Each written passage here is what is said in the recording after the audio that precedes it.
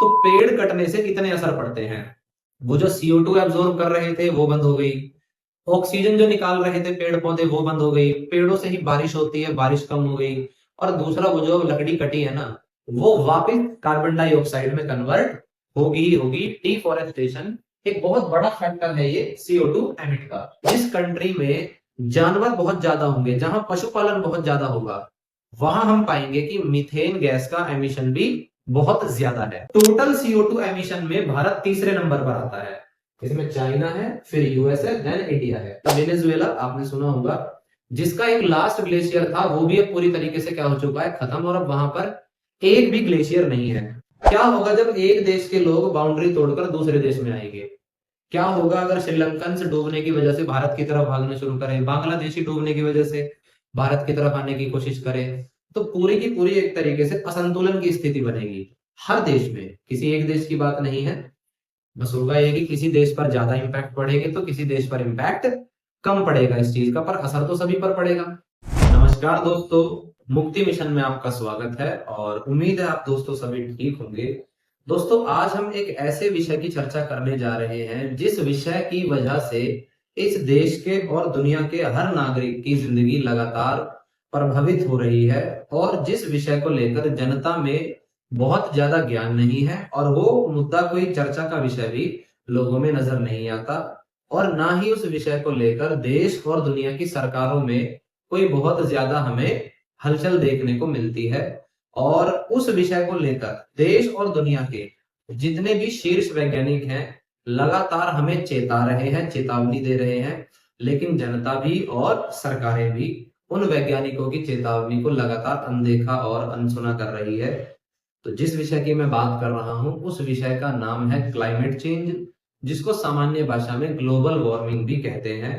तो आज की वीडियो में मैं आपको समझाने की कोशिश करूंगा कि क्लाइमेट चेंज क्या है, ये हो क्यों रहा है, और कैसे हमारी जिंदगी इससे प्रभावित होती जा रही है। तो कोशिश रहेगी कि इस वीडियो के थ्रू आप लोगों को क्लाइमेट चेंज की एक बेहतर समझ दी जा सके। तो चलिए शुरू करते हैं वीडियो को। सबसे पहले तो हमें यहाँ यही समझना है कि क्लाइमेट चेंज होता क्या है, जिसको हम लोग सामान्य भाषा में जलवायु परिवर्तन भी कह देते हैं। तो जलवायु परिवर्तन का अर्थ बताया गया है कि एक लंबे अंतराल में धरती के औसत तापमान में परिवर्तन आ जाना। लंबा अंतराल, तो लंबा अंतराल का मतलब है 50 साल, 100 साल, 200 साल। तो इतने समय में धरती का तापमान अगर बढ़ रहा है या घट रहा है, इन दोनों को ही क्लाइमेट चेंज कहते हैं हम लोग। धरती के संदर्भ में अगर हम बात करें तो यहाँ घटने की बात नहीं है। हम पाते हैं कि धरती का औसत तापमान लगातार बढ़ रहा है, तो धरती जो है वो वार्म हो रही है। इसीलिए इसको हम लोग कई बार ग्लोबल वार्मिंग भी कह देते हैं। ग्लोबल वार्मिंग यानी विश्व जो है वो वार्म होता जा रहा है, गर्म होता जा रहा है। यहाँ एक चीज और देखने वाली है कि क्लाइमेट चेंज एक अलग चीज होती है और वेदर एक दूसरी चीज होती है। वेदर का मतलब होता है कि आज का मौसम क्या है। मान लीजिए आज सुबह गर्मी थी और कल हम पाते हैं कि सर्दी थोड़ी सी बढ़ गई है, तो हम ये नहीं कह सकते कि ये क्लाइमेट चेंज हुआ है। ये एक तरह से वेदर चेंज हुआ है कि आज का वेदर कुछ और है और 2 दिन पहले का वेदर कुछ और था। क्लाइमेट चेंज होता है लंबे अंतराल में, जिसका एक इम्पैक्ट हमें देखने को मिल रहा है काफी वर्षों से, दैट इज ग्लोबल वार्मिंग। ये जो ग्लोबल वार्मिंग है इसमें लोगों के बहुत सारे मिथ्स हैं। जो लोग अनपढ़ होते हैं, जो लोग नहीं पढ़े लिखे, जिनके पास ज्ञान नहीं है, उन लोगों को कई बार लगता है कि ये तो नेचुरल है। उन लोगों को तो लगता है कि प्राकृतिक रूप से ही भगवान है जिनकी वजह से ये गर्मी बढ़ती जा रही है। लेकिन उन लोगों को ये नहीं पता कि ये सारा का सारा जो खेल है ये ह्यूमन एक्टिविटीज के कारण है। तो ग्लोबल वार्मिंग कोई भी किसी भी तरीके से नेचुरल नहीं है। इस दौरान जो भी हो रहा है ये सब मैन मेड, मानवकृत है। ग्लोबल वार्मिंग हो क्यों रही है, धरती का तापमान बढ़ क्यों रहा है, इसको समझने के लिए सबसे पहले हमें एक चीज समझनी पड़ेगी कि ये ग्रीन हाउस इफेक्ट क्या होता है। ग्रीन हाउस इफेक्ट किसको बोलते हैं? ग्रीन हाउस इफेक्ट एक ऐसा प्रभाव है जिसमें सूरज की रोशनी अंदर आ तो सकती है लेकिन बाहर नहीं जा सकती। ये ग्रीन हाउस दरअसल होता क्या है कि बहुत सारे एरियाज ऐसे हैं धरती पर, जैसे कि नॉर्थ पोल, जहां पर क्या होता है कि सूरज की रोशनी साल में केवल कुछ ही महीने होती है और उन्हीं महीनों में उन्हें क्या करना होता है, फसल वगैरह उगानी होती है। तो उन्होंने क्या इंतजाम करा है कि ऐसे कांच के बहुत बड़े बड़े घर बना दिए हैं जिनके अंदर वो खेती एग्रीकल्चर करते हैं। तो कांच का नेचर ऐसा होता है कि वो सूरज की रोशनी को अंदर आना तो अलाउ करेगा पर बाहर जाना अलाउ नहीं करेगा, जिससे एक तरह से हीट अंदर ट्रैप हो जाएगी और उस हीट की मदद से क्या होगा, खेती की जा सकती है। हम लोगों ने भी ग्रीन हाउस इफेक्ट कभी ना कभी महसूस जरूर करा होगा। जैसे गाड़ी हम लोग देखते हैं कि धूप में अगर गाड़ी खड़ी हुई है तो हम पाते हैं कि 1-2 घंटे बाद जब हम गाड़ी के अंदर जाते हैं तो हम पाते हैं कि कितनी ज्यादा गर्मी अंदर बन चुकी है, कितना तापमान बढ़ जाता है गाड़ी के अंदर। तो ये दरअसल हुआ क्या, गाड़ी में जो कांच लगे हुए हैं उनके माध्यम से सूरज की रोशनी अंदर तो चली गई लेकिन अंदर जाकर वो ट्रैप हो गई, बाहर नहीं निकल पाई। तो ये एक तरह का क्या है, ग्रीन हाउस इफेक्ट ही है जो गाड़ी में देखने को मिलता है। अब ये ग्रीन हाउस इफेक्ट अगर सिर्फ इसी जगह हो तो कोई समस्या है नहीं। समस्या इसमें ये आती है कि हमारे इस वायुमंडल में हमारी ही एक्टिविटीज के माध्यम से कुछ गैसेस एमिट हो रही हैं, कुछ गैसेस रिलीज हो रही हैं जो सीधा कहां पर जाती हैं, एटमॉस्फेयर वायुमंडल में जाती हैं और बिल्कुल ग्रीन हाउस इफेक्ट जैसा वहां पर वो प्रभाव दिखाती हैं। और वो क्या करती हैं, वायुमंडल में जाकर सूरज की रोशनी को अंदर जाना तो अलाउ करती है पर बाहर नहीं जाना अलाउ करती। एक तरह से वो गैसेस सूरज की हीट को ट्रैप कर रही हैं अपने अंदर। उन गैसेस को ही हम लोग कहते हैं green house gases. Green house gases कहा जाता है उनको, जिनकी वजह से क्या हो रहा है, धरती का तापमान लगातार बढ़ते जा रहा है। क्योंकि सूरज की रोशनी अंदर आ तो रही है ज्यादा लेकिन बाहर कम जा रही है, तो हम पाते हैं कि उन ग्रीन हाउस गैसेस की वजह से तापमान लगातार बढ़ रहा है, जिसको ग्लोबल वार्मिंग कहा जाता है। कौन कौन सी ग्रीन हाउस गैसेस हैं और किस एक्टिविटी से कौन सी गैस रिलीज होती है उस पर बात करते हैं। ग्रीन हाउस गैसेस में दोस्तों सबसे जो बड़ी गैस है जिसका सबसे मेजर इंपैक्ट देखने को मिलता है वो कार्बन डाइऑक्साइड है। ज्यादातर एक्टिविटीज की वजह से CO2 रिलीज होती है। तो देखते हैं कार्बन डाइऑक्साइड किन किन वजहों से रिलीज होती है। तो इसमें सबसे जो बड़ा आपका फैक्टर है वो है बर्निंग ऑफ फॉसिल फ्यूल्स। तो फॉसिल फ्यूल्स क्या होते हैं, जैसे कोयला होता है, पेट्रोल होता है, डीजल होता है। धरती के अंदर से जो भी ये ईंधन निकाले जा रहे हैं ये सब हमारे CNG है, नेचुरल गैस, ये सब क्या है, फॉसिल फ्यूल्स होते हैं। और दोस्तों एक बड़ा सामान्य सा नियम है कि जिस चीज में कार्बन होता है ना उसको जलाने पर कार्बन डाइऑक्साइड कन्फर्म रिलीज होगी ही होगी और वो कार्बन डाइऑक्साइड वायुमंडल में जाएगी और ग्रीन हाउस अपना इम्पैक्ट दिखाएगी। वो बर्निंग ऑफ फॉसिल फ्यूल्स में सबसे पहला होता है कोयले की बर्निंग। तो कोयला ज्यादातर किस लिए इस्तेमाल करते हैं हमारी कंट्री में, इलेक्ट्रिसिटी जनरेशन के लिए। आप लोगों ने सुना होगा थर्मल पावर प्लांट होते हैं जहां कोयले को जलाते हैं, वहां पानी से वेपर्स बनाए जाते हैं, स्टीम, जिससे इलेक्ट्रिसिटी जनरेशन होता है। और ये बहुत बड़ा फैक्टर है। इंडिया में ज्यादातर इलेक्ट्रिसिटी आज भी कोयले को जलाकर ही बनाई जाती है। दूसरा, कोयले का उपयोग किया जाता है इंडस्ट्रीज में, उद्योगों में। बहुत सारी ऐसी भट्टियां होती हैं, फर्नेसेस होती हैं जहां पर मेटल्स को पिघलाया जाता है, मेल्ट करा जाता है। तो वहां पर भी हम पाते हैं कि कोयले का एक बहुत बड़ा यूज किया जाता है वहां पे। तो कोयला एक, उसकी वजह से क्या होता है, CO2 रिलीज होती है। दूसरा फॉसिल है हमारा पेट्रोल या फिर डीजल। पेट्रोल या डीजल ज्यादातर हम पाते हैं कि गाड़ियों में उपयोग किया जाता है या फिर जनरेटर्स वगैरह में उपयोग किया जाता है। तो जितनी ज्यादा गाड़ियां होंगी समझ लीजिए उतना ज्यादा फॉसिल फ्यूल्स जलेंगे, पेट्रोल डीजल, और उतना ज्यादा हम पाएंगे CO2 का एमिशंस होगा, जो कि लगातार हो रहा है। ये कोई भविष्य की बात तो है नहीं, ये वर्तमान की बात हो रही है।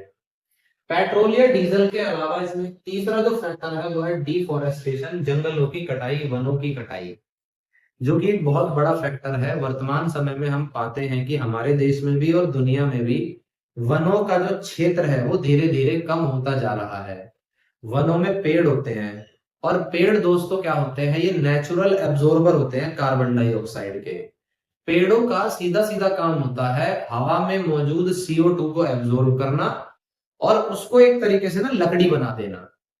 तो जब कभी भी वनों की कटाई होती है ना तो यहाँ डबल इम्पैक्ट पड़ता है। पहला इम्पैक्ट तो ये पड़ा कि पेड़ कट गए। तो पेड़ कटने से क्या होगा, अब वो CO2 एब्जॉर्ब नहीं कर पाएंगे और दूसरा वो ऑक्सीजन भी छोड़ देते। तो एक तो CO2 अब एब्जॉर्ब नहीं हो रही तो वायुमंडल में CO2 बढ़ेगी, और दूसरा ऑक्सीजन अब ये रिलीज नहीं कर पा रहे तो वायुमंडल में ऑक्सीजन घट जाएगी। और दूसरा जो इम्पैक्ट है इसमें वो ये है कि जब लकड़ी कटती है तो वो लकड़ी अपने आप में क्या है, ऑर्गेनिक है। तो आप उस लकड़ी को चाहे जलाओ, क्योंकि हम देखते हैं कि जलती ही है बाद में जाके, तो वो वापस कार्बन डाइऑक्साइड में बदल जाती है। या फिर अगर हम उस लकड़ी को जलाएं भी ना तो भी वो लकड़ी धीरे धीरे डीकम्पोज होना शुरू हो जाएगी और CO2 में परिवर्तित हो जाएगी। तो पेड़ कटने से कितने असर पड़ते हैं, वो जो CO2 एब्जॉर्ब कर रहे थे वो बंद हो गई, ऑक्सीजन जो निकाल रहे थे पेड़ पौधे वो बंद हो गई, पेड़ों से ही बारिश होती है, बारिश कम हो गई, और दूसरा वो जो लकड़ी कटी है ना वो वापस कार्बन डाइऑक्साइड में कन्वर्ट होगी ही होगी। डिफॉरेस्टेशन एक बहुत बड़ा फैक्टर है ये CO2 एमिट का। इसके अलावा हम पाते हैं CNG, कंप्रेस्ड नेचुरल गैस, जिसके अंदर ज्यादातर मात्रा में मीथेन गैस मौजूद है। और मीथेन दोस्तों अपने आप में एक ऑर्गेनिक कंपाउंड है जिसको यदि जलाया जाए तो वहां से भी कार्बन डाइऑक्साइड गैस का एमिशन होगा ही होगा। और इसमें लास्ट जो एक नेचुरल है वो है एनिमल बॉडी। दुनिया में जितने भी एनिमल्स हैं, हम भी और जानवर भी, सब सांस तो लेते ही लेते हैं, और जब हम लोग सांस लेंगे तो नो डाउट हम कार्बन डाइऑक्साइड क्या करते हैं, एमिट करते हैं। तो इसको हम ऐसे भी कह सकते हैं कि जितने ज्यादा लोग होंगे इस दुनिया में और जानवर होंगे, क्योंकि जानवर भी थोड़े नहीं है, करोड़ों की संख्या में है, जितने ज्यादा लोग होंगे इस दुनिया में और जितने ज्यादा जानवर होंगे, CO2 का एमिशन उतना बढ़ता है और उतना ज्यादा ग्लोबल वार्मिंग को एक तरीके से उसको बढ़ोतरी मिलती है। तो ये तो रहा CO2 हमारा। दूसरी जो ग्रीन हाउस गैस है उसका नाम है मीथेन। अच्छा, मीथेन के बारे में कहा जाता है कि मीथेन कार्बन डाइऑक्साइड की तुलना में 25 से 30 गुना ग्रीन हाउस पर इंपैक्ट दिखाती है। मतलब मीथेन गैस जो है 25-30 गुना ज्यादा हार्मफुल है CO2 की तुलना में, अगर ग्लोबल वार्मिंग के संदर्भ में देखा जाए तो मीथेन गैस कहां कहां एमिट होती है उस पर समझते हैं। मीथेन गैस सबसे ज्यादा एमिट होती है पशुपालन में, एनिमल हस्बेंड्री, जिसमें कि सबसे ज्यादा मेन इसमें गाय है, भैंस है और भेड़ है। आप लोगों ने देखा होगा कि जो गाय और भैंस होते हैं वो लगातार मुंह चलाते रहते हैं, तो उनके पेट में ना फर्मेंटेशन चलता रहता है लगातार।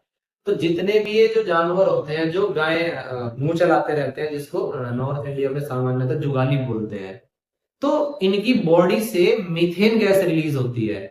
और मीथेन गैस जो होती है ये बहुत हार्मफुल गैस है ग्लोबल वार्मिंग के देखें, इसका इम्पैक्ट CO2 से भी 25-30 गुना ज्यादा है। तो हम एक चीज इसमें पाएंगे कि जिस कंट्री में जानवर बहुत ज्यादा होंगे, जहां पशुपालन बहुत ज्यादा होगा, वहां हम पाएंगे कि मीथेन गैस का एमिशन भी बहुत ज्यादा है। पशुपालन के अलावा एक इसमें चावलों की खेती होती है। ये शायद बहुत लोगों को ना पता हो कि जहां जहां चावलों की खेती होती है वहां से मीथेन गैस का एमिशन उत्सर्जन होता है। वो कैसे, आप लोगों ने देखा होगा कि चावल की खेती में क्या होता है, एक लेवल तक पहले पानी भरा जाता है खेतों में, और उस पानी के अंदर बहुत सारे माइक्रो ऑर्गेनिज्म होते हैं जो एक तरह से साइंटिफिक टर्म में बात करूं तो अनएरोबिक रेस्पिरेशन करते हैं, जिसके दौरान वहां से मीथेन गैस रिलीज होती है। उसी तरीके से अगर कहीं कूड़े का ढेर पड़ा हुआ है, वहां पर भी सेम इंपैक्ट होता है। कूड़े के ढेर के नीचे बहुत सारे छोटे छोटे माइक्रो ऑर्गेनिज्म हैं जो मीथेन गैस का निर्माण करते हैं। आप लोग यदि दिल्ली से बिलोंग करते हैं तो आप पाएंगे कि दिल्ली में ही इतने बड़े बड़े कूड़े के ढेर हैं, जैसे पहाड़ जैसे नजर आते हैं। तो वहां से क्या होता है, मीथेन गैस निकल रही है लगातार। तो दूसरी जो हमारी ग्रीन हाउस गैस थी दैट इज मीथेन। एक इसमें वाटर वेपर को भी शामिल करा जाता है, भाप। वाटर वेपर भी अपने आप में क्या है, एक ग्रीन हाउस गैस ही मानी जाती है। अच्छा, वाटर वेपर सबसे पहले तो नेचुरली ही रिलीज होते रहते हैं, हम जानते हैं लगातार नदियों से, समुद्रों से इवापोरेशन तो होता ही है पानी का। तो पानी जब ऊपर जा रहा है वायुमंडल में तो ये भी एक तरह से हीट को ट्रैप कर रहा है। या फिर स्टीम के थ्रू बहुत सारी इंडस्ट्रीज ऐसी हो सकती हैं जहां पर क्या होता है, स्टीम पैदा होती है एज बाई प्रोडक्ट। तो यदि किसी इंडस्ट्री में स्टीम पैदा होती है जैसे थर्मल पावर प्लांट, तो वो स्टीम भी एक तरीके से एटमॉस्फेयर में ही जा रही है और वहां जाकर वो क्या कर रही है, हीट को ट्रैप, हीट को अपने अंदर काबिज कर रही है। तो एक तो ये है, एक होता है इसमें नाइट्रस ऑक्साइड, जो कि एग्रीकल्चर से या इंडस्ट्रीज वगैरह से इसका एमिशन होता है, खास करके जो मेन्योर होता है, खाद होता है और उर्वरक होते हैं। इसमें भी एक कैटेगरी होती है नाइट्रोजीनियस होते हैं, खासकर ये मेन्योर और फर्टिलाइजर। तो जो नाइट्रोजीनियस मेन्योर होता है उसके अंदर से नाइट्रस ऑक्साइड रिलीज होता है और ये भी एक ग्रीन हाउस गैस है। इसके अलावा एक ग्रुप है पूरा का पूरा जिनको फ्लोरिनेटेड गैस बोलते हैं, फ्लोरिनेटेड, जिनके भीतर फ्लोरीन मौजूद है। इसका एक बहुत बड़ा उदाहरण है CFC, क्लोरोफ्लोरोकार्बन बोलते हैं जिसको। एक HFC है, PFC है, SF6 है। और ये जो एमिट होती है ना फ्लोरिनेटेड गैसेज, ज्यादातर ये रिलीज होती है एसी, फ्रिज से, या ज्यादातर हम पाते हैं कि जो इलेक्ट्रॉनिक डिवाइसेस होते हैं वहां से फ्लोरिनेटेड गैसेज एमिट होती है। और ये भी वायुमंडल में जाकर क्या कर रही है, हीट को ट्रैप करने का काम कर रही है। तो ये सब थी दोस्तों ग्रीन हाउस गैसेज, जिनकी वजह से एक तरह से ग्लोबल वार्मिंग हो रही है और धरती का तापमान धीरे धीरे बढ़ता जा रहा है। तो ये कोई इसमें नई बात नहीं है समझाने की कि जितना इन गैसेस का एमिशन ज्यादा होगा वायुमंडल में, उतना ज्यादा ग्लोबल वार्मिंग होती जाएगी और उतना इसको रोकना मुश्किल हो जाएगा। इसके बाद अब हम बात करते हैं कुछ आंकड़ों को लेकर, जिससे हमें समझ आएगा कि कौन देश कितना ज्यादा रिस्पॉन्सिबल है ग्लोबल वार्मिंग के लिए और कौन सी गैस कितनी ज्यादा रिस्पॉन्सिबल है। इसमें आप लोग यदि ये पहला वाला चार्ट देख पा रहे हैं तो इसमें समझाया गया है global green house gas emission by gas, कौन सी गैस कितना ज्यादा एमिशन के लिए जिम्मेदार है। और ये जो पाई चार्ट है ये पूरी दुनिया के डेटा पर बेस्ड है। तो इसमें सबसे पहले आपको नजर आ रहा होगा 65% जो है वो कार्बन डाइऑक्साइड जिम्मेदार है, किसके लिए, ग्लोबल वार्मिंग के लिए। और ये 65% में भी कौन सी, फॉसिल फ्यूल्स और इंडस्ट्रियल प्रोसेसेस में, फॉसिल्स जलना, पेट्रोल, डीजल, कोल, वो सब। इसके अलावा 11% कार्बन डाइऑक्साइड तो जंगलों वगैरह की वजह से होती है। मान लीजिए जंगल काट रहे हैं तो उसकी वजह से जो CO2 एमिट हो रही है, या कहीं जंगल में आग लग जाना, तो वो सारा का सारा मिलाकर 11% है। तो 65 ये और 11 ये, तो एक प्रकार से 76% जो एमिशन है पूरे वर्ल्ड में वो CO2 के कारण है। इसमें दूसरी कैटेगरी मीथेन की है 16%, जो कि एक सेकंड मेजर फैक्टर है।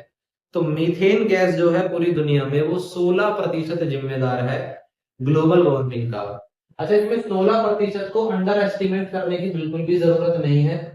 कभी आपको लगे कि सारा का सारा जो ठीक रहा है वो कार्बन डाइऑक्साइड पर ही फोड़ दो, वो 16% जिम्मेदार है। लेकिन याद ये रखना है कि ये जो 16% है, अभी अभी मैंने बताया कि मीथेन का ग्रीन हाउस इम्पैक्ट जो है वो 25-30 गुना है CO2 की तुलना में।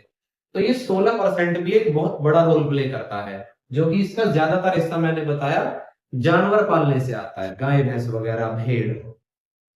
6% नाइट्रस ऑक्साइड, जो कि एग्रीकल्चर और इंडस्ट्रीज रिस्पॉन्सिबल है इसके लिए।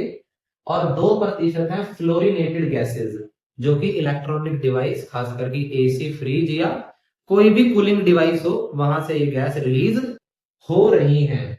तो इसमें जो दो सबसे बड़े दुश्मन जो मुझे नजर आ रहे हैं पूरी दुनिया के, वो एक तो कार्बन डाइऑक्साइड ही है और एक मीथेन है, जिनका नो डाउट बहुत ज्यादा अधिक एमिशंस दुनिया में हो रहा है, लिमिट से ज्यादा। इतना झेलने की जो क्षमता है वो धरती के पास नहीं है। एक लिमिट में अगर एमिशंस होते हैं किसी भी गैस का, धरती क्या करती है, उसको एक तरीके से रिप्लेनिश कर देती है, अफोर्ड कर लेती है, टॉलरेट कर लेती है। पर लिमिट से ज्यादा जो होता है उतना टॉलरेट नहीं हो पाता। ये वाला आप ग्राफ देख पा रहे होंगे, जिसमें क्या समझाया गया है कि कार्बन डाइऑक्साइड एमिशन पर पर्सन, पूरे वर्ल्ड में औसत हर इंसान अलग अलग देश का कितना कार्बन डाइऑक्साइड एमिट करता है।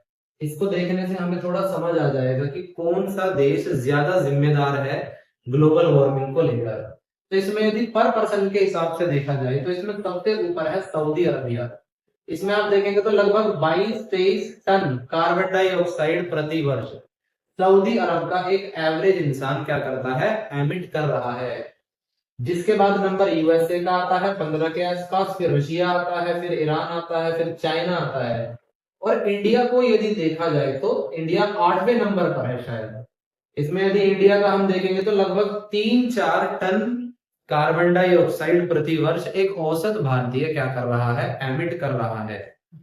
तो इसको देखकर ऐसा लगता है कि प्रति व्यक्ति जो कार्बन डाइऑक्साइड का एमिशन है वो इंडियंस बहुत कम करते हैं, लेकिन ये दोस्तों प्रति व्यक्ति है। यदि हम पूरी कंट्री के हिसाब से देखें कि कौन सी कंट्री कितना ज्यादा CO2 एमिट करती है, तो उसमें हमें नजर आएगा, इस वाले ग्राफ को देखें तो इसमें हमें नजर आएगा total fossil fuels CO2 emission. इसमें इन बिल्डिंग्स से हमें आइडिया लगेगा कि सबसे ऊपर इसमें चाइना है, दूसरे नंबर पर इसमें यूएस है, इसमें तो हालांकि यूरोपियन यूनियन है तो बहुत देश शामिल रहे होंगे, सही नहीं पता चलेगा। उसके बाद हम इसमें पाते हैं तीसरे नंबर पर इंडिया है। तो टोटल CO2 एमिशन में भारत तीसरे नंबर पर आता है, इसमें चाइना है, फिर यूएस है, देन इंडिया है। अच्छा, इन दोनों ग्राफ से हमें एक चीज और समझ आती है कि जब बात आती है टोटल कार्बन डाइऑक्साइड एमिशन की, तो भारत दुनिया में तीसरे नंबर पर है। तो इसका मतलब ये हुआ कि भारत भी ठीक ठाक कार्बन डाइऑक्साइड का एमिशन कर रहा है। और इसमें हम पाएंगे कि इंडिया का जो औसत है वो 2.2% प्रति वर्ष बढ़ रहा है, जो कि ये बताता है कि इंडियंस जो है अब वो कंजप्शन अपना बढ़ा रहे हैं, क्योंकि कंजप्शन बढ़ेगा तभी तो CO2 एमिट ज्यादा होगी ना। तो ओवरऑल देश के हिसाब से देखें तो इंडिया है तीसरे नंबर पर, लेकिन जब बात आती है प्रति व्यक्ति कार्बन डाइऑक्साइड एमिशन की, तो हम पाते हैं कि भारत बहुत पीछे जा रहा है 8वें पर, जिसमें कोई बुराई नहीं है। CO2 तो जितना कम एमिट हो उतना बढ़िया है, पर पर्सन में इंडिया इतना पीछे क्यों है? तो इंडिया इतना पीछे इसलिए है क्योंकि इंडिया की पॉपुलेशन बहुत ज्यादा है। भले ही इंडिया का टोटल एमिशन बहुत ज्यादा है, पर जब वो एमिशन डिवाइड होता है 140 करोड़ 145 करोड़ में, तो हम पाते हैं कि एक व्यक्ति के हिस्से में जो संसाधन है वो बहुत कम आते हैं। और ये तो 3-4 जो CO2 टन है पर ईयर, ये तो पूरे देश का औसत है। इसमें यदि अगर हम एक्चुअल में देखेंगे जो टॉप 10% रिच लोग हैं, मिलेनियर्स लोग हैं, हम पाएंगे कि उनका जो CO2 एमिशन है वो लगभग अरब कंट्रीज या यूएस वगैरह के बराबर ही मिलेगा। तो ये 3-4 टन जो है ये देश का औसत है एक तरह से। और ये जो प्रति व्यक्ति एमिशन है, इससे हमें ये भी पता चलता है कि कौन सी कंट्री के लोगों का जो लाइफ स्टाइल है, रहने सहने का जो तरीका है वो कैसा है। तो इससे हमें साफ साफ समझ आ रहा है कि जिसका CO2 एमिशन ज्यादा है उस देश के जो लोग हैं वो ज्यादा क्या कर रहे हैं, कंजप्शन कर रहे हैं।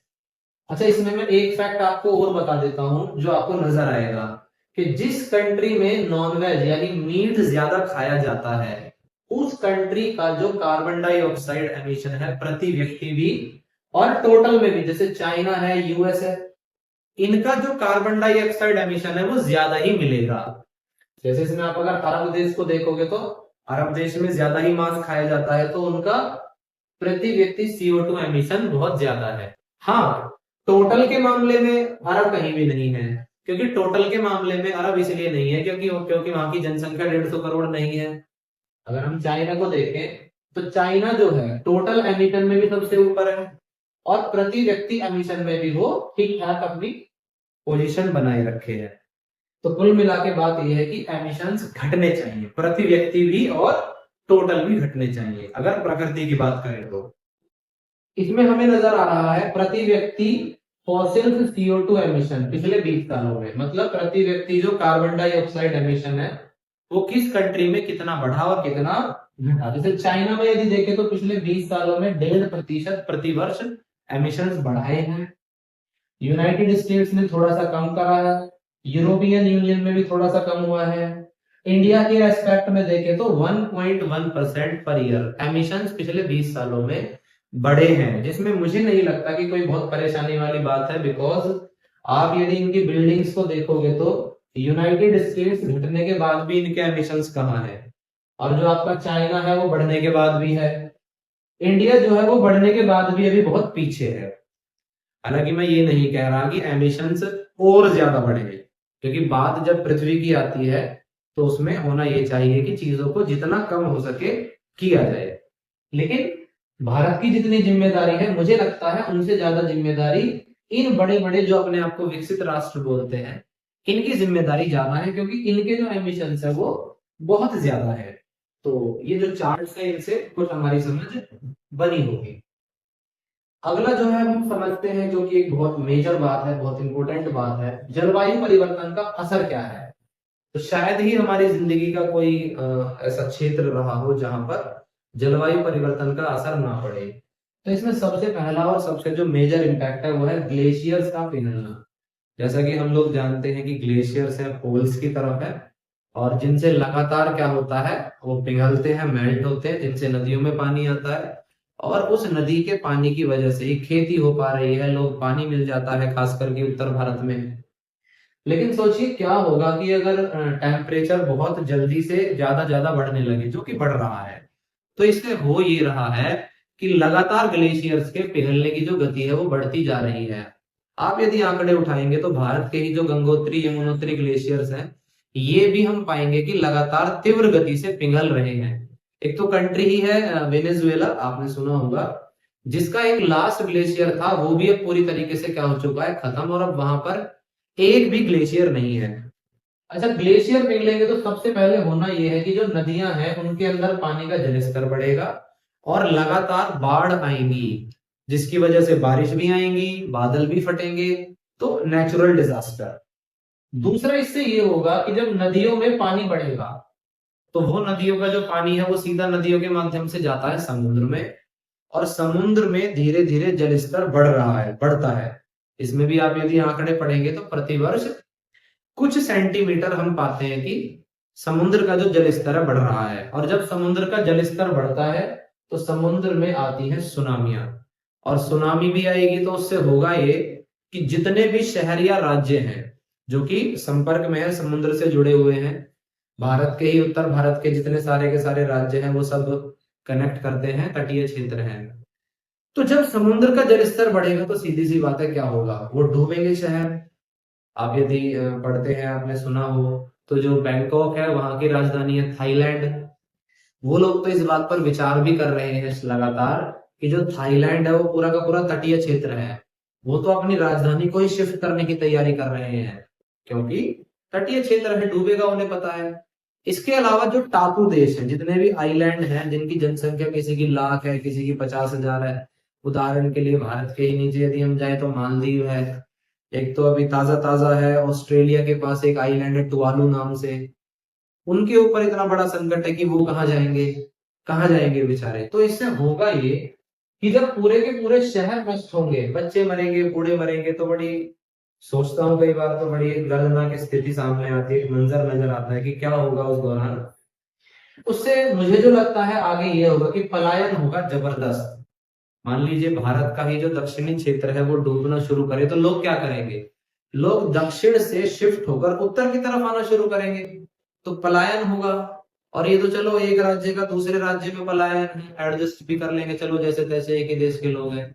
क्या होगा जब एक देश के लोग बाउंड्री तोड़कर दूसरे देश में आएंगे, क्या होगा अगर श्रीलंकन से डूबने की वजह से भारत की तरफ भागना शुरू करें, बांग्लादेशी डूबने की वजह से भारत की तरफ आने की कोशिश करें, तो पूरी की पूरी एक तरीके से असंतुलन की स्थिति बनेगी हर देश में, किसी एक देश की बात नहीं है। बस होगा ये कि किसी देश पर ज्यादा इम्पैक्ट पड़ेगा तो किसी देश पर इम्पैक्ट कम पड़ेगा इस चीज का, पर असर तो सभी पर पड़ेगा। तो जबरदस्त पलायन होगा और मेरे हिसाब से युद्ध की स्थिति बनेगी, क्योंकि कोई एक देश दूसरे देश के नागरिकों को कितना एडजस्ट कर लेगा, तो युद्ध की स्थिति बनेगी। एक तो ये है एक महासर्वनाश। कृषि पर होगा विपरीत प्रभाव, खेती जो है होगा नहीं, हो रहा है। हम जानते हैं कि कोई भी जो फसल होती है उसको बड़ा होने के लिए एक पर्याप्त नमी चाहिए, एक पर्याप्त तापमान चाहिए। तो सीधी सी बात है, यदि तापमान बहुत ज्यादा बढ़ जाएगा, नमी बहुत ज्यादा ऊपर नीचे हो जाएगी, तो फसल पर असर पड़ेगा, और फसल माने उत्पादकता, प्रोडक्टिविटी सीधा सीधा घट जाएगी। और यदि प्रोडक्टिविटी घटेगी तो जनता तो लगातार बढ़ ही रही है, जनता, लोग कहाँ सुन रहे हैं, पॉपुलेशन धीरे धीरे बढ़ती जा रही है, और साल दर साल हम पाते हैं कि जो उत्पादकता है, खेती से जो उपज आ रही है, वो कम होती जा रही है। इसमें हम लोग बारिश को भी शामिल कर लें, बाढ़ को भी शामिल कर लें, तो आप आंकड़े उठाएंगे और आप पाएंगे कि हर साल खेती से होने वाली जो फसल है उसकी मात्रा धीरे धीरे कम होती जा रही है। और लोग बढ़ेंगे, लोग तो डिमांड करेंगे ही करेंगे, तो इससे देश में होगी जबरदस्त महंगाई। कोई चीज यदि आपको आज 10 रुपए की मिल रही है, तो हो सकता है 2-4 साल 10 साल बाद वो चीज 50 रुपए की आपको मिलने लगे। और महंगाई का सीधा सीधा असर पड़ेगा दोस्तों गरीबों पर। क्योंकि देखो जो पैसे वाले लोग हैं ना, उनको बहुत ज्यादा फर्क मुझे लगता नहीं है पड़ने वाला है, इसीलिए वो बहुत चिल रहते हैं। उनको पता है कि उनके पास संसाधन है तो क्या करेंगे, वो संसाधनों का इस्तेमाल करके एक जगह से दूसरी जगह शिफ्ट हो जाएंगे। यहाँ तक कि मैं देखता हूँ कि जिन लोगों के पास ठीक ठाक पैसा है, उन लोगों ने तो अपने अरेंजमेंट्स करना शुरू भी कर दिया है। कोई कहता है कि भैया मैं तो वहां जमीन लेकर रह लूंगा, या मैंने तो वहां जमीन ले ली है। कुछ कहते हैं कि मैं तो एक देश को छोड़कर दूसरे देश में चला जाऊंगा। तो जिनके पास संसाधन है, जो कि जनसंख्या का एक बहुत छोटा सा हिस्सा है, उन लोगों को तो दिक्कत है ही नहीं। लेकिन जो middle class, lower middle class लोग हैं, उन पर क्या बीतेगी? उनको तो वो लोग यहाँ पर मरने के लिए छोड़ जाएंगे ना। तो महंगाई होगी, पलायन होगा, शहर नष्ट होंगे। तो इसका सीधा सा जो असर पड़ेगा वो गरीबों पर पड़ेगा। लोगों में भुखमरी फैलेगी, बीमारियां फैलेंगी, आय कम होगी लोगों की। और ये कोई भविष्य की बात नहीं है, ये चीज लगातार चल रही है। तो कृषि होगी। तापमान यदि बढ़ता है तो जंगलों में आग लगती है और लग रही है।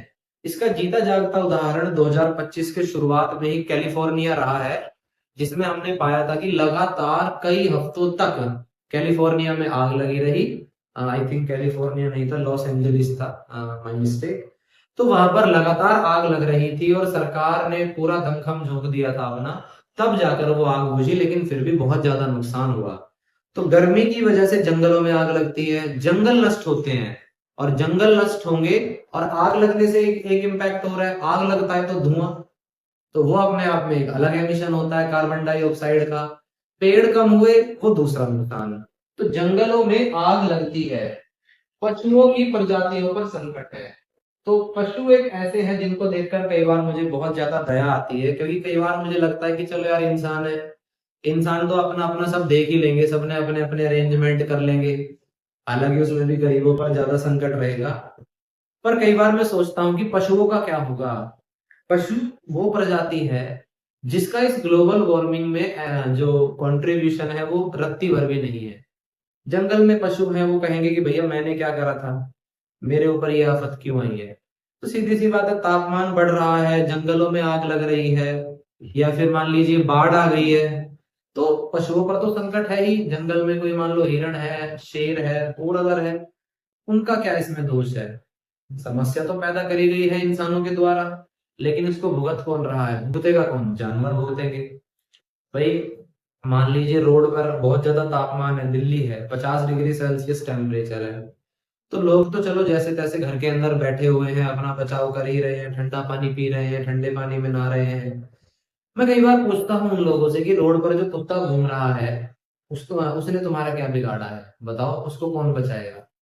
तो वो है ना, जिन्होंने क्या करा है, जिनका कंट्रीब्यूशन ना के बराबर है ग्लोबल वार्मिंग में, लेकिन भुगत सबसे ज्यादा जानवर ही रहे हैं।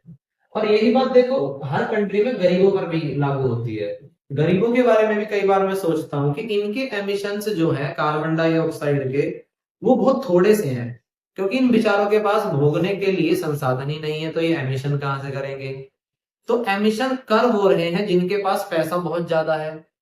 लेकिन भुगतेगा कौन इस चीज को? भुगतेगा वो जो गरीब है, जिसके पास एक जगह से दूसरी जगह जाने के लिए कुछ भी नहीं है। तो बात वही हो गई है कि करे कोई और भरे कोई। तो पशुओं की प्रजातियों पर संकट है, इसका सीधा इम्पैक्ट मानव शरीर पर भी पड़ेगा। जैसे फसल पर असर पड़ता है, क्योंकि फसल को बड़ा होने के लिए प्रॉपर टेम्परेचर चाहिए, मॉइस्चर चाहिए, वैसे ही हमारी बॉडी भी डिजाइंड है एक खास टेम्परेचर रेंज में जीने के लिए।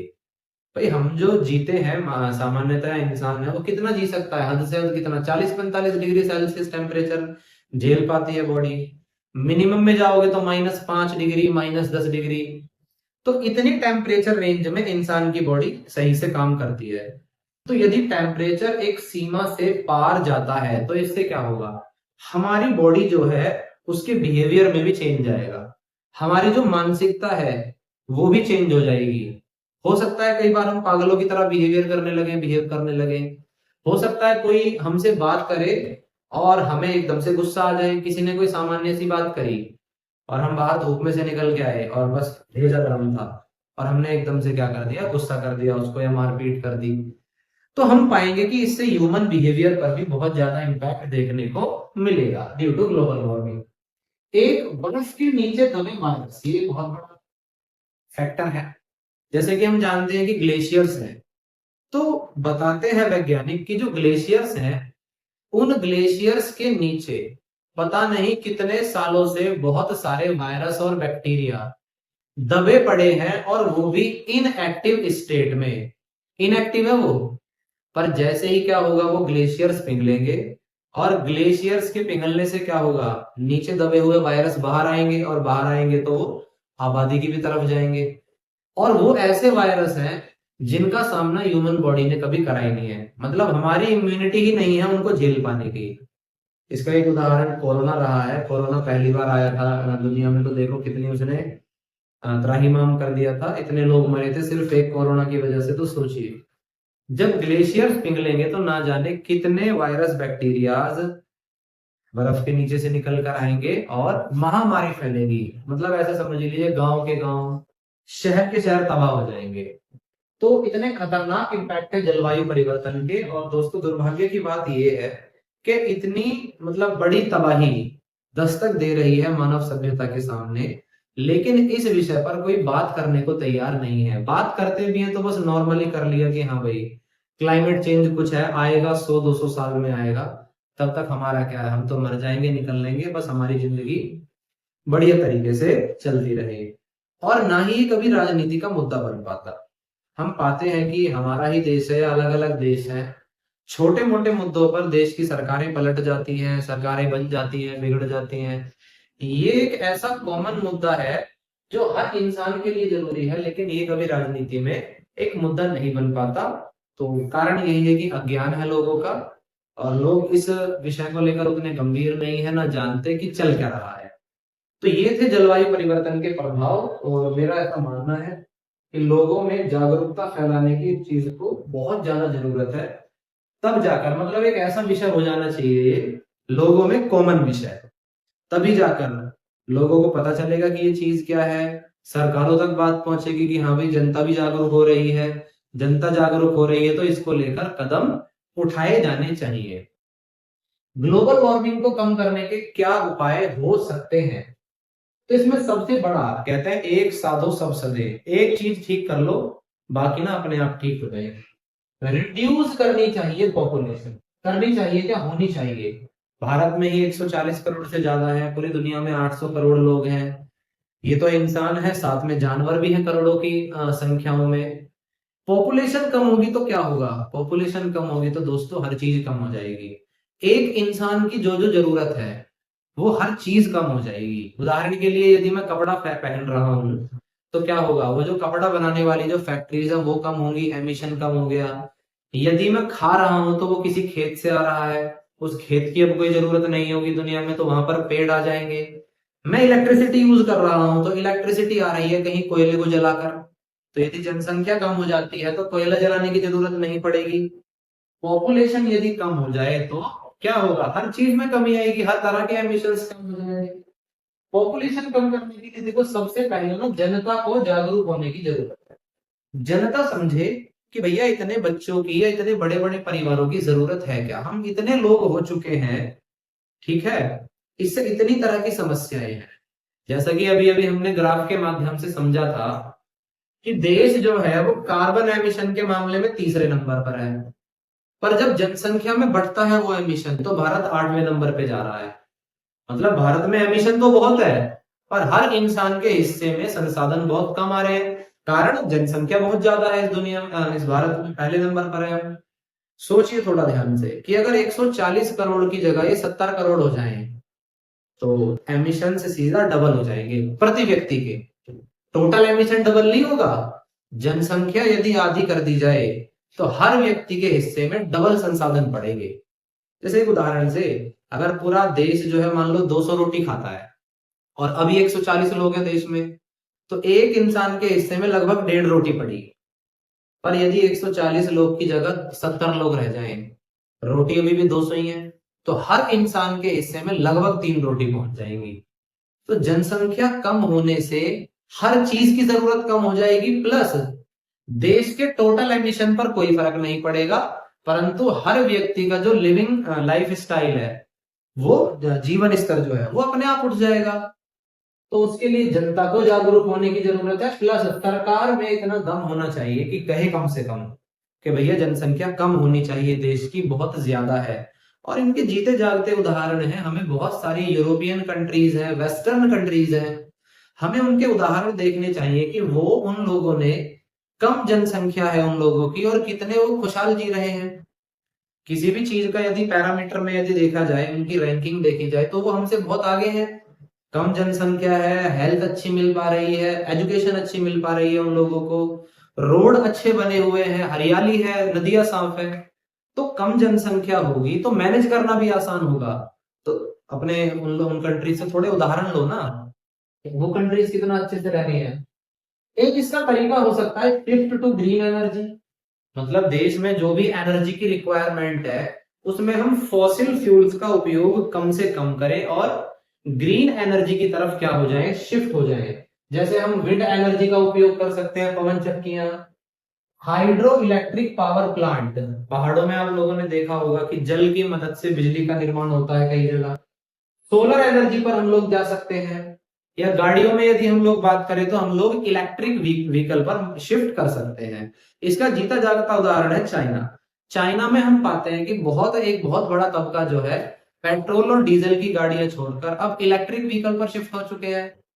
लेकिन उसके लिए ना सिर्फ जनता अकेली कुछ नहीं कर पाएगी, उसके लिए प्रमोट करना चाहिए गवर्नमेंट को। जैसे सरकार एक स्टेप इसमें ये ले सकती है कि जो इलेक्ट्रिक व्हीकल्स हैं उनको थोड़ा सब्सिडाइज करे, प्रमोट करे कि भाई ज्यादा से ज्यादा लोग इलेक्ट्रिक व्हीकल चलाएं।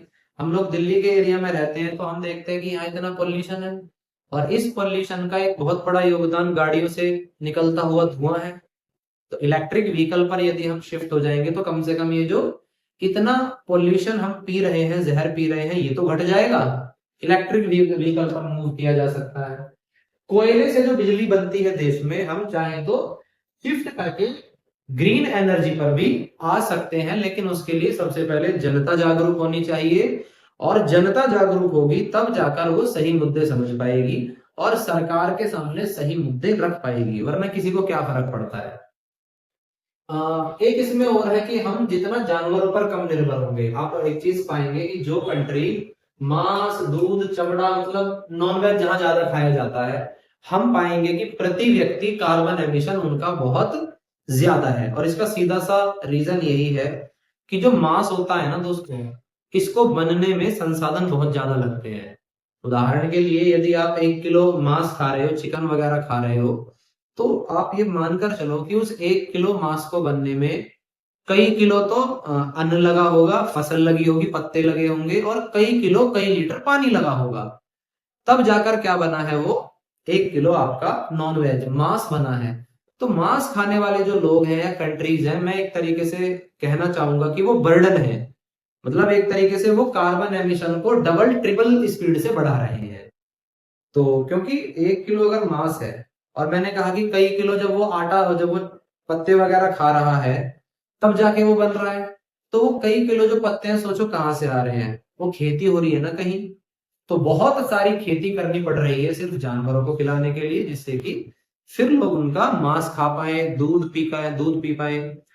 तो जानवरों पर निर्भरता जितनी कम हो उतना बढ़िया है। क्या उससे क्या होगा, जानवर कम रखोगे तो उनके लिए खेती कम करनी पड़ेगी, एमिशंस कम होंगे, मीथेन का भी और कार्बन डाइऑक्साइड का भी।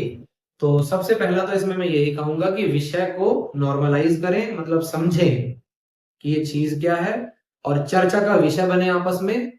जैसे हमारे लिए और मुद्दे होते हैं, किसी के लिए धर्म बड़ा मुद्दा है, किसी के लिए जाति बड़ा मुद्दा है कि अरे भैया उस नेता ने तो ये कह दिया, वो नेता ये कर रहा है, ये मेरी जात का नेता, ये उस जात का नेता। भैया क्लाइमेट चेंज हो रहा है, जब मरोगे तो वहां जात या धर्म बिल्कुल भी नहीं देखा जाएगा। प्लस जितने भी पैसे वाले लोग हैं, नेता है, सब अपना अपना ठिकाना देख लेंगे, मरेंगे गरीब लोग जिनके पास पैसा नहीं है। तो आशा है आप लोगों को ये जो क्लाइमेट चेंज का विषय था ये अच्छे से समझ आया, आपकी समझ कुछ बड़ी होगी पहले की तुलना में, और आज की इस वीडियो में दोस्तों इतना ही। मिलते हैं अगली वीडियो में किसी नए विषय के साथ। नमस्ते।